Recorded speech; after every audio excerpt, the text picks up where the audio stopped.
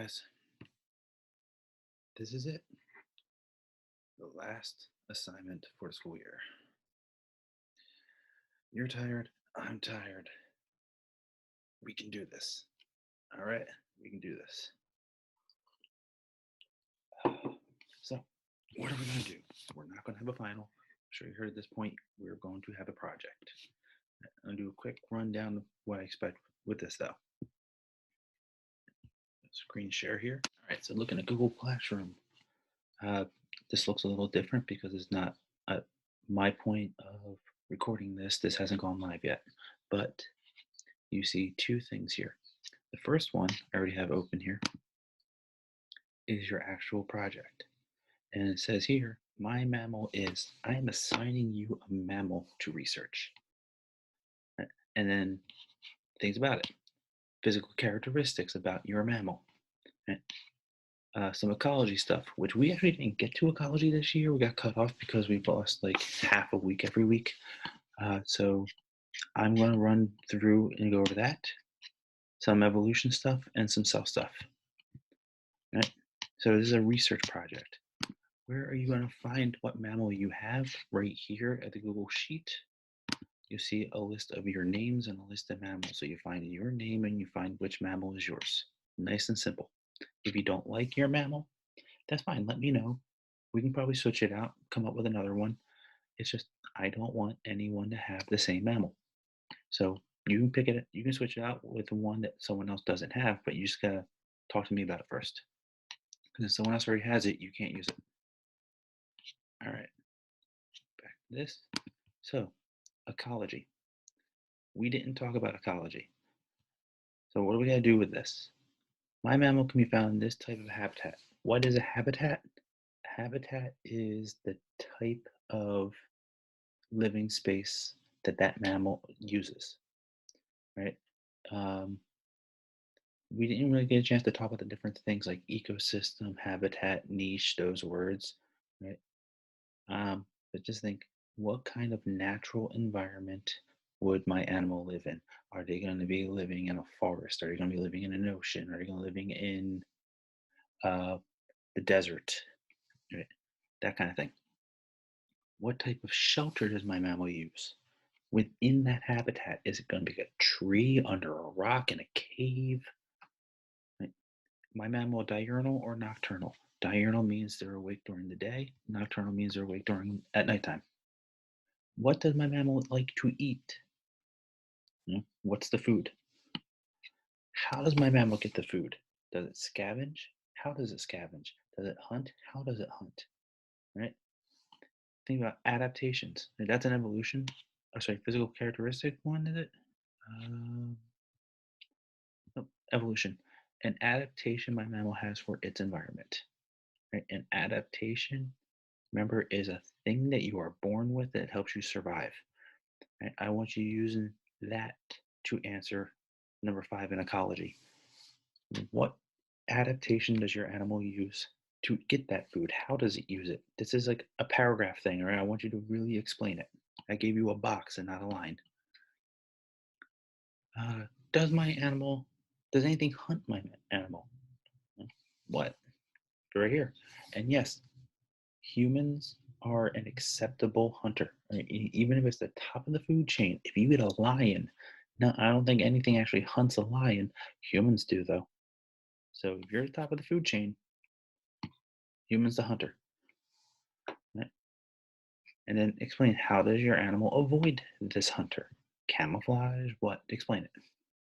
And next one, draw and attach a picture of a food chain for this animal. You don't have to attach it right here. You can if you think you can. Google Docs are weird to me still, but you can attach it to Google Classroom and I'll find it. Right? But I want you to draw up a food chain for me on a piece of loose leaf or whatever. Now, if you don't know what a food chain is, right, this is where I wanted to talk about notes. A food chain. I use the word trophic levels in class, but that we can ignore that for right now. Right?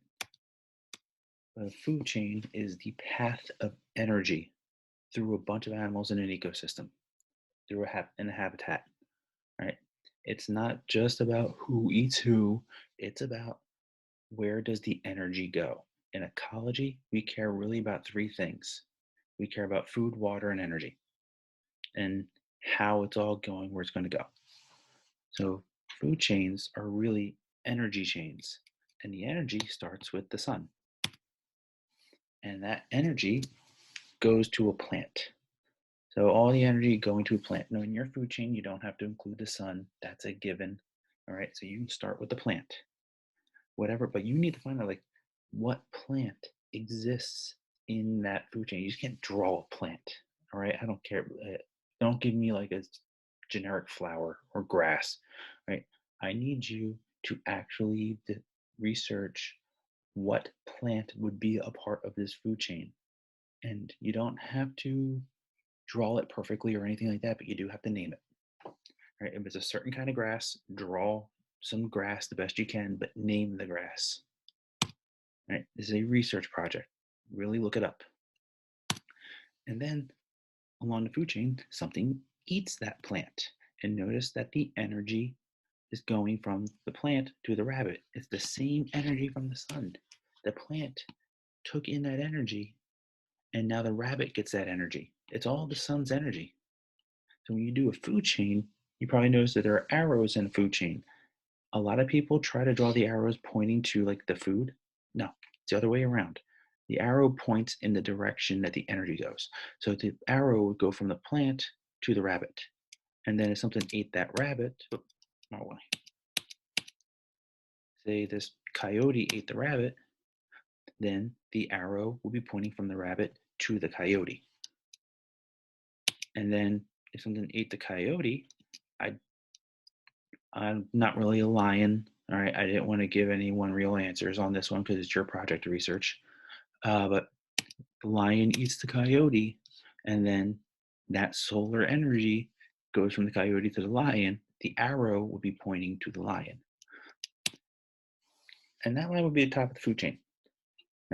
However, it's not over yet because in ecosystem and ecology, everything cycles. It needs to go back to where it came from, right? This lion will eventually die. He's not immortal. And his body parts will be recycled. It will be broken down by bacteria or insects, worms, or fungus, right? And his body will just decompose. Those are all the things that cause decomposition. What used to be his body will become soil. That's right, guys. Soil, all soil around the world is just decomposed life. Something that was alive, some biological material, died and was decomposed. That's what soil is. And then plants grow in the soil, right back where we started. When we die, our bodies become the grass, and the antelope eat the grass. And so we are all connected in the great circle of life. And then you would either draw your food chain that you research based on your animal.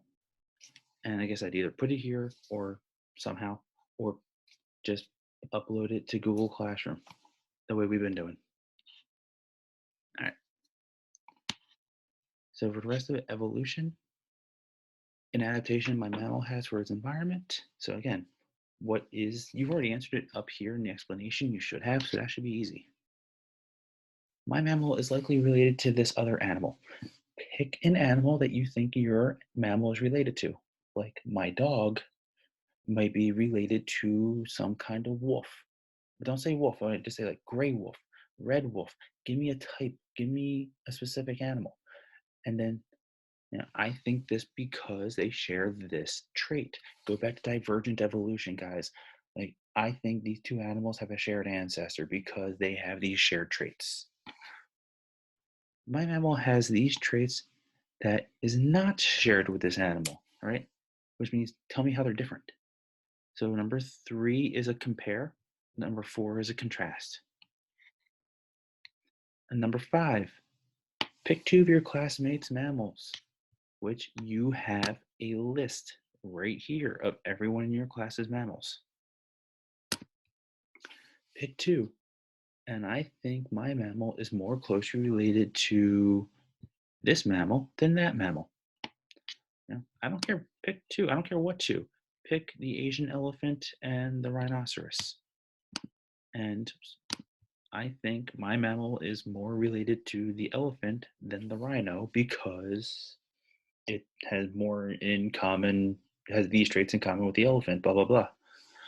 Uh, Feel free to contact that classmate. Get a hold of them if you can. Ask them about their animal. Hey, what traits did you get? All right. Work together on this if you can. And then the similarities are due to divergent or convergent evolution.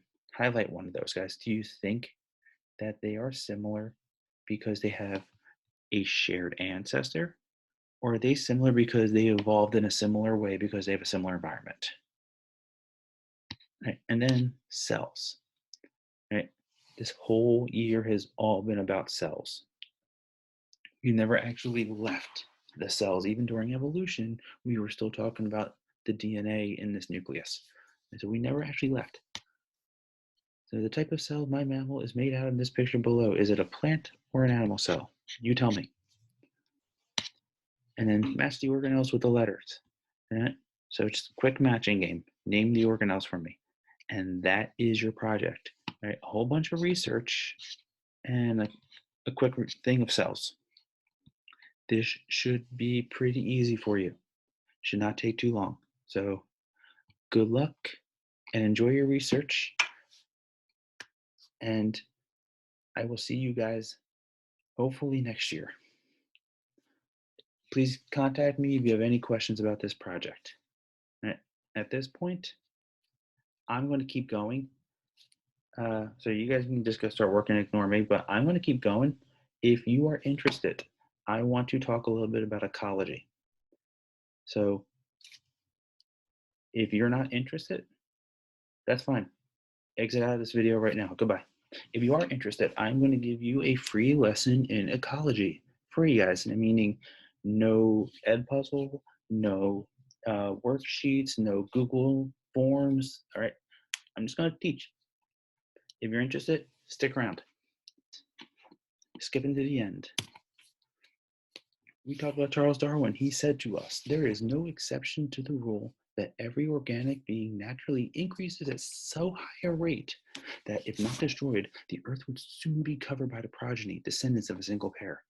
What that basically means is if we keep reproducing, we're going to overpopulate. And soon, there'll just be too many of us. So if nothing stops a species from growing, they will overpopulate the world. And that's what this lesson is about, stopping overpopulation. Because that's a major problem that we humans have right now.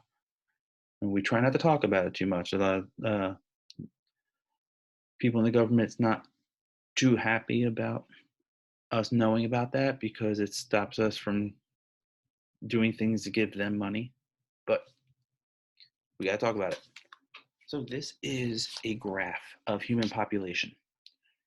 Oh, and population in general. But you can see over the course of many generations, there's not that much growth, right? 6, 7 generations. When you get over here to 7 or 8, it's a sudden increase. That's because this is what we call exponential growth, meaning it's multiplied by the previous number. So if you had 2 people over here, then 2 times 2 is 4 people in the next generation. 4 times 4 is 16 in the next generation. 16 times 16, then whatever that number is, I don't have a calculator, times itself, then that number times itself, then that number times itself. Eventually, you start getting giant jumps and the curve bends upward. We are around here at this point. This is called a J curve because of the shape of the curve. It looks like a letter J. Right? This is what every single population on the planet will do if nothing stops it. Skipping around soon. So as a population grows, it is going to use more and more and more resources. Right? Oops. which means we're going to start running out of resources and things are going to start dying. So as the death rate increases, those who cannot compete will die. We talk about that in evolution, natural selection. Um, and if we run out of resources, they die faster. And then the birth rate decreases. Without enough resources, babies can't really survive, right? Pregnant women cannot have a baby come to term if she's not well fed. So offspring decreases when there's not enough resources. When the amount of births equal the amount of deaths, then the population stops growing altogether. This is called carrying capacity. We have exactly the amount of people that this ecosystem can contain without people dying. Right? That's what it means. So in this case, I use giraffes. Every time a giraffe is born, another giraffe dies because there's just not enough resources to keep them all alive. That's your carrying capacity. And this creates a different kind of curve called an S curve. And this is where we should be. Oops, still a J curve on here. Here we go. This is where we should be, right? We have hit this carrying capacity a long time ago. Our ecosystem cannot support the amount of people we have. We keep rising and rising and rising, and what we've done as the world's most intelligent species is invent ways to make this dotted line go higher. Right? We create better medicine. We import food from other places. We find new resources to use altogether. But here's the problem, guys. Resources are limited. All right, it's like a big game of Jenga. You guys ever played Jenga? Right? If you don't know it, it's when it's a tower of blocks, and you take a block from the bottom and you put it on top, and then that block counts as a resource. You use that resource to make the tower bigger, and you keep pulling blocks from the bottom and putting them on top. Eventually, no matter how good you are at this game, it is physically impossible to go on forever. You will run out of blocks. You will run out of resources. And the better you are at this game, the higher the tower gets, the worse the fall is going to be. Right? One of the ways we invented a way to keep that tower from falling is we started importing blocks from other places. And by blocks, I mean resources, food, minerals, things like that, gold. And we started taking it from Africa. We take their Jenga block resources and we bring it over to our Jenga block tower and keep it growing, which is going to make our eventual fall even worse. And we're ruining Africa in the process. So that is, yes, a political statement, but it's also a scientific fact. So take that as it is. Oh, I wrote here, population can never exceed carrying capacity, right? We can never cross that dotted line. I said we invent ways to make this dotted line go higher. So what's going to stop us from crossing that dotted line? These are things called limiting factors. Something that stops the growth or abundance of an organism's population. Something that will prevent us from growing. Basically something that causes us to die. What is going to cause that death rate to equal the birth rate? This is what creates our carrying capacity. These are also known as environmental resistance, meaning our own environment prevents our population from growing. They resist the growth. We have two types, density dependent and density independent. Let's start with density dependent. Density dependent means limiting factors where the larger our population, the more it's going to affect us. If we are overpopulated, this is going to hit us harder. Density independent doesn't care how big your population is. Density dependent does care. So what is a density dependent limiting factor? Food and water, resources that we already talked about. That is a limiting factor. Take a look at these cows. I got 4 cows. These 4 cows have plenty of water. They have plenty of food to eat. But if we increase the population, look at that. The water level went down because they're drinking it faster than it can replenish. And the trees went down because they keep eating it faster than they can grow. And more cows, even less water, even less trees. This is density dependent. The bigger the crowd, the worse the resource problem is getting. And eventually, you're just not going to have enough food and water for these cows to survive, and cows will start dying. They will not be able to exceed the population levels without animals dying. And they're going to stay at a functional level.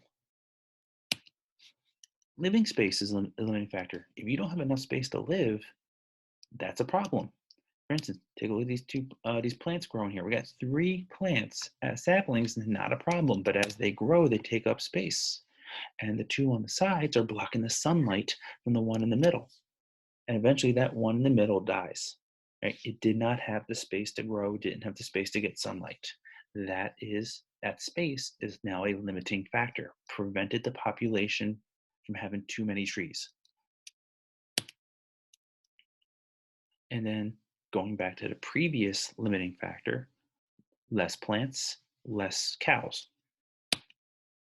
Predation, meaning predators. The more cows that you have, the more likely predators are going to show up and hunt those cows. Right? They go, oh, look, food source. Everyone come over here. So the bigger herds of food bring bigger groups of predators, which will bring the herd population back down. And I'm not too sure if you guys will be aware of anything at all relevant to this, but disease, some kind of, I don't know, pandemic spreading wildly across a population. I don't know if that rings a bell. But the spread of disease is faster in a denser population, meaning the bigger the crowd, the worse the spread is going to be. Right? Take a look at this. I mean, this might be a novel concept to you, but say that this cow is diseased. He's not really pink, all right? The cows don't know that he looks different or she looks different, right? I just highlighted so you can see. This cow has some kind of weird disease. And if you are within this 6-foot radius of this cow, then any cow in that circle could also catch the disease. And then they each get their own circle, which spreads to another cow, which spreads to another cow. You get the idea. But if we had a bigger population, then we end up with having more cows in that 6-foot radius. A lot of cows all getting sick because they're all crowded together. And then they get their own circles, which means these 2 cows get their own circles. Now these 1, 2, 3, 4, 5, 6, 7 cows get their own circles. And then it spreads much faster. Right? These are density dependent. Serious talk, guys, though, with this is what is happening in real life. This is the COVID-19 issue. We are in such a high population that we can't help but spread this disease around. It went across oceans. So it's insane. But the government is currently talking about relaxing on the rules and letting people go back out, opening the businesses, getting back out together. Guys, be careful about that. All right, the disease is still out there, and we are still a very large population. So large crowds are still kind of dangerous. So let's learn a lesson from Magneto from X-Men. In chess, the pawns go first. You know, that's rude, that's horrible to think of, but just let other people go and see what happens. Do the smart thing! Let somebody else try first. All right, just hang back a bit. That's all I'm saying. All right, and right now would actually be a pretty epic time to end this lesson on something very relevant. But we still have to do the density independent stuff. This is going to be really easy. We'll go by really quick.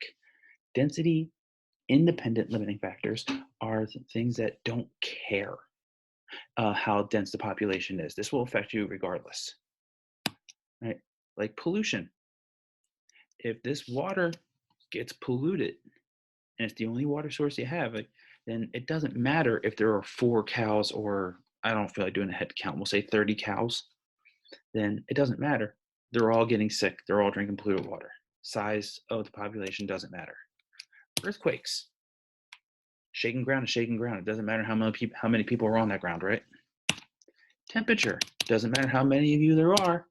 If that temperature increases too much, you're going to burn out and die. Heat stroke is a real thing. And weather. If you are not prepared for the weather, it doesn't matter if there's 4 of you or 24 of you. You can freeze to death or whatever. And then, of course, in the winter, the water freezes and there goes your water source, right? Weather doesn't care how populated you are. Those are density independent limiting factors. So ecology, guys, is really about population control and the spread of resources. If you cannot spread the resources effectively, things will die. That is the whole point of ecology. How does it all happen? How do we use our evolutionary traits to do it? All right. And that is it for the school year. Guys, next year, I know none of you, my bio classes, are seniors, so I still will have the opportunity to see you guys next year. Please come see me next year, guys. You still have to do the keystones. I will spend time after school and really teach you ecology. I will go over the things from this year that we did over remote learning if it wasn't effective for you. Right? I will get you guys prepared for the keystones next year. We'll set up kind of a club or something after school, a tutoring session, whatever. All right? But until then, good luck on your project. Good luck with this summer, whatever this summer is going to be. And just good luck with everything. All right. See you guys around.